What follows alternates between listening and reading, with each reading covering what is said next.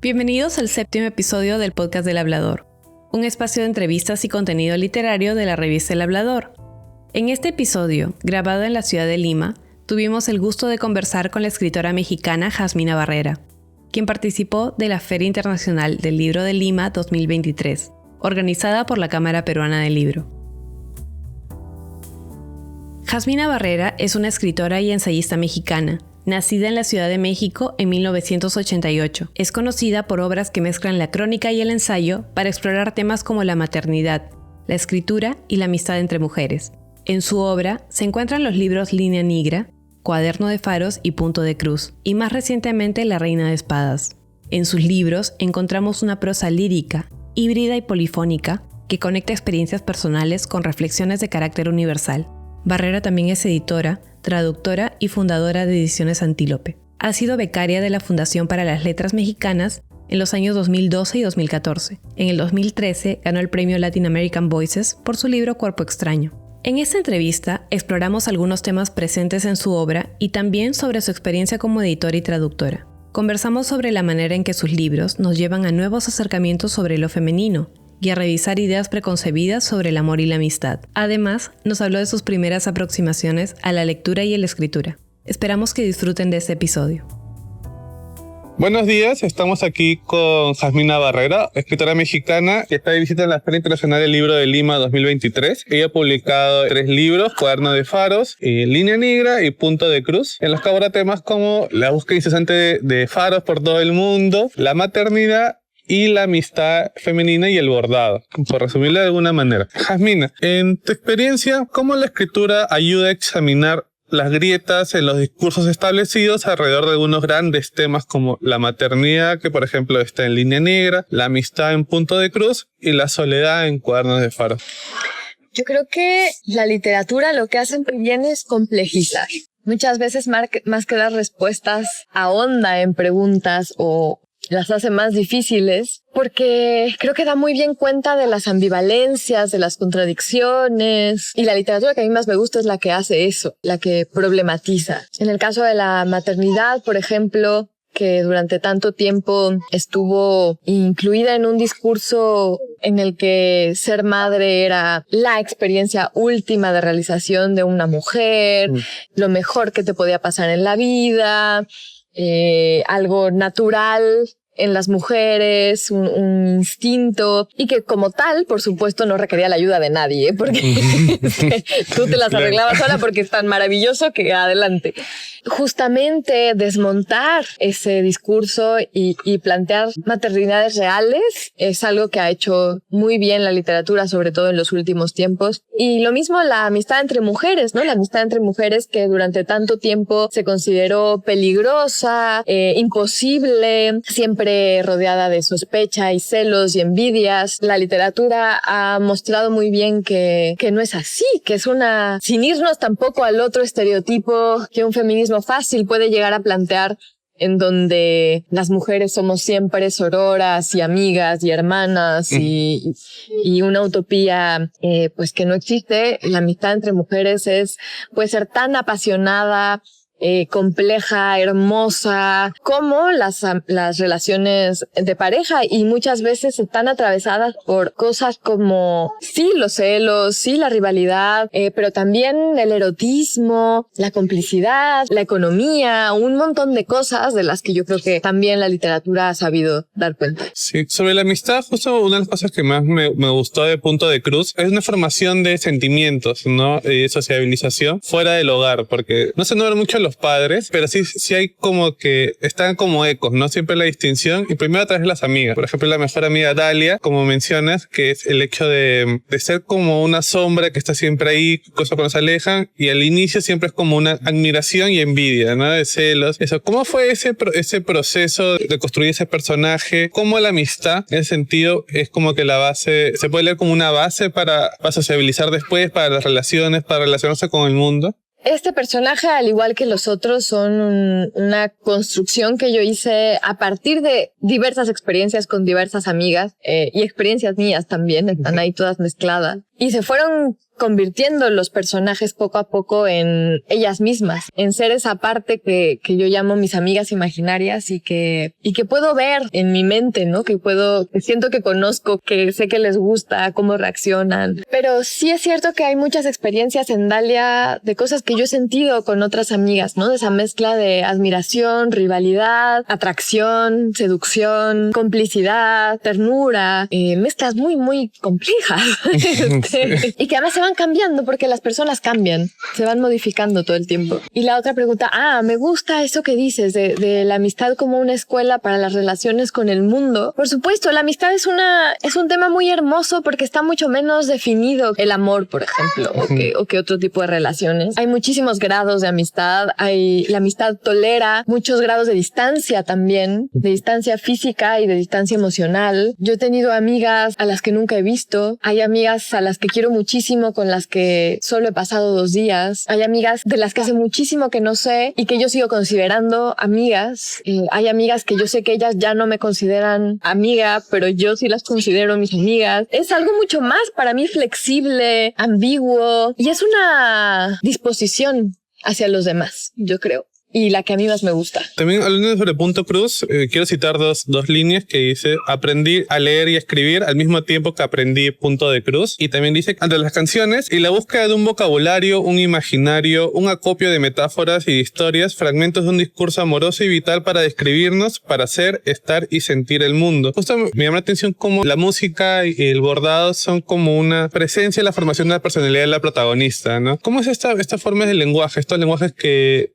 van en paralelo, ¿no? Con lo que aprende uno el idioma, hablar, escribir? ¿Qué tan importantes son determinantes en la formación, ¿no? Estos lenguajes pueden ser otras aficiones, ¿no? Pero siempre es como una forma de estar, de plantearse frente a los padres, frente a los profesores. Y en especial yo creo que la música y el bordado son lenguajes muy importantes porque nos llegan al cuerpo desde otro lugar. Porque la música, ya sabemos, hace conexiones neuronales en nuestro cerebro que a veces permanecen ahí después del Alzheimer o sea, que van por otro lado del cerebro. Y el bordado también tiene esa memoria táctil, que es como si se alojara en otra parte del cerebro. Cuando yo dejo de bordar, he dejado de bordar por mucho tiempo y luego lo retomo, siempre pienso que ya no sé bordar, pero mis dedos saben, mis manos saben bordar, lo recuerdan. Y lo mismo pasa con canciones que una creía que no habías escuchado en 20 años y que te sigues acordando. Son mecanismos de la memoria también muy distintos y que se vuelven muy, muy importantes en la adolescencia, que es este momento en el que nuestros cuerpos están en transformación y nuestra identidad está también en transformación y empezamos a buscar en estos lenguajes sensibles lo que nos define. Yo recuerdo la adolescencia como esa época de voracidad en la que quería leer todos los libros, escuchar toda la música, ir a todos los museos, comer toda la comida, besar todas las bocas, y se vuelve ahí muy importante la música que decides oír, los libros que decides leer, las amistades de las que decides rodearte. A línea negra, ahí en el libro mencionas lo siguiente que quiero citar. Y dice: me encanta esta moda y quiero que sea mucho más que una moda, que seamos más, muchas, creo que nunca vamos a ser suficientes. Pienso en los diarios, las listas, las cartas, los herbarios, los libros de texto. Todas esas formas de escritura a veces son o pueden ser literatura. Lo mismo pasa con los diarios de embarazo o los diarios de bebés. En tu opinión, ¿cuáles serían las principales dificultades para alcanzar lo que propones? Un nuevo canon, menos géneros, en particular de una perspectiva feminista. Las dificultades... No, yo creo que vamos muy bien. Por supuesto que hay dificultades y una de esas dificultades es el menosprecio a estos géneros literarios. Por ejemplo, eso que menciono en este párrafo, de un tiempo para acá la literatura de maternidad está mucho más visible, más presente. No es que antes no existiera, sino que ahora se le da ese espacio en la crítica, en las mesas de novedades, en las editoriales. Muy pronto, yo siento que demasiado pronto, hay un discurso, un contraataque que dice: ay, ya fue demasiado. Ay, ya siéntense. Ay, esto es todo lo mismo, ¿no? Algo que no entiende que la maternidad es tan compleja como las relaciones de amor, como las relaciones filiales, como la amistad, como la enfermedad, como la guerra, como tantos de los otros temas universales de los que se va a seguir escribiendo siempre porque son parte de nuestra historia y de quienes somos, pues lo mismo es la maternidad, y cada historia de maternidad es única porque cada una está atravesada por el carácter, la familia, la economía, la cultura, la biología, el azar. Yo creo que simplemente cada historia de parto es una historia épica y es lo primero que nos une a las mujeres que hemos parido. Siempre tenemos ese tema de conversación. ¿A ti cómo te fue en el parto? Porque siempre es una historia emocionante, siempre es una historia que vale la pena contar y escuchar. Y yo no creo que eso se pueda agotar. No creo que sea una moda que vaya a pasar pronto. Ojalá que no. Y en línea con lo que mencionas, me parece tan importante cuando hace ese prólogo de Elena a las novelas breves de Elena Garro, que mencionas que ella siempre decía que no se considera feminista, pero sin embargo sus obras sí dilatan como un discurso presente en el momento de los personajes, ¿no? Que tan importante también es la lectura en el momento de la crítica, también la lectura que se hace de una obra para construir ese canon y seguir yendo por ese camino, ¿no? Que está dando hoy en día. Sí, pues yo creo que ha sido uno de los trabajos más importantes del feminismo, reescribir nuestra historia política, social, literaria y también las historias individuales. Esta mirada que te da el feminismo para regresar al pasado y leerlo desde un lugar completamente distinto, que puede resultar anacrónico o no, o podemos encontrarnos precisamente con esas contradicciones de decir la obra de Elena Garro en cierto punto es absolutamente feminista y en cierto punto no, y ella lo era y no lo era. Entender eso y permitir eso creo que es muy, muy importante, y creo que muchos de los proyectos literarios más importantes hoy en día, ya dije mucho importante, pero bueno, más relevantes hoy en día, son, por ejemplo, uno que hay en México que se llama Vindictas, que ha publicado libros que llevaban muchísimo tiempo sin publicarse, de mujeres, sin reimprimirse o que nunca se publicaron, de mujeres que fueron invisibilizadas en su tiempo, obviadas, relegadas, y son libros muy potentes que hoy en día nos dicen muchísimo. Esto mismo lo están haciendo en Chile, lo están haciendo en Colombia, ya me contarás si lo están haciendo también en Perú, me interesa muchísimo. Ojalá que sí, y se está haciendo además en todos los ámbitos, desde la ciencia, desde la historia, desde la filosofía, me parece a mí fundamental. Quería preguntarle también, en Línea Negra, narras también la experiencia de tu abuela, que es doula de partos, y de tu madre, artista plástica. ¿Cómo sientes que el tener estos referentes cercanos de mujeres asociadas con la creación influyó en tu decisión de ser escritora y narrar? Pues absolutamente. En mi casa siempre se estimuló la creatividad desde todos los ámbitos, y cuando pienso en mi infancia me recuerdo siempre por las tardes leyendo, haciendo música, bailando, pintando, jugando. Es otra parte muy importante de la creatividad, del fomento de la creatividad. Y siempre tuve su apoyo y siempre tuve su entusiasmo en mi decisión de ser escritora, y pues eso me ha facilitado mucho las cosas, yo creo.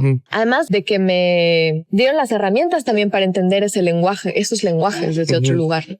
Hablando de lenguajes, tú eres escritora, eres traductora, te vienen a la mente ahorita los libros de Daniel Arcón y de Rick Cagalcho, y también diriges una editorial, Antílope, si no me equivoco. Si bien estas aficiones se ocupan de trabajar minuciosamente el lenguaje en general, ¿cuál sería la principal diferencia entre estas labores? También cómo las hilvanas, ¿no? Yo creo que se complementan de manera muy hermosa. Para mí, la principal diferencia entre la escritura y la edición es que la escritura es un trabajo, en última instancia, solitario. No porque sea siempre tú sola con el texto, porque yo comparto mucho mis textos, los tallereo con amigas, con otras personas.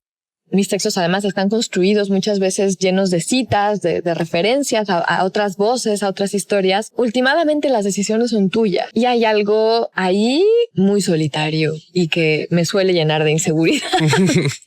En cambio, nunca siento esa inseguridad cuando estoy editando, porque en Ediciones Antílope somos 5 que compartimos la responsabilidad, las alegrías y los fracasos por igual.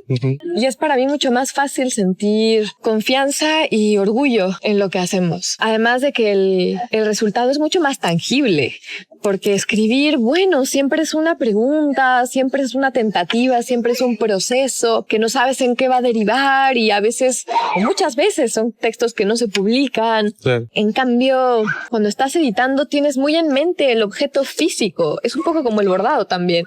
El objeto físico final, el producto final, que es algo que ocupa un lugar en el espacio.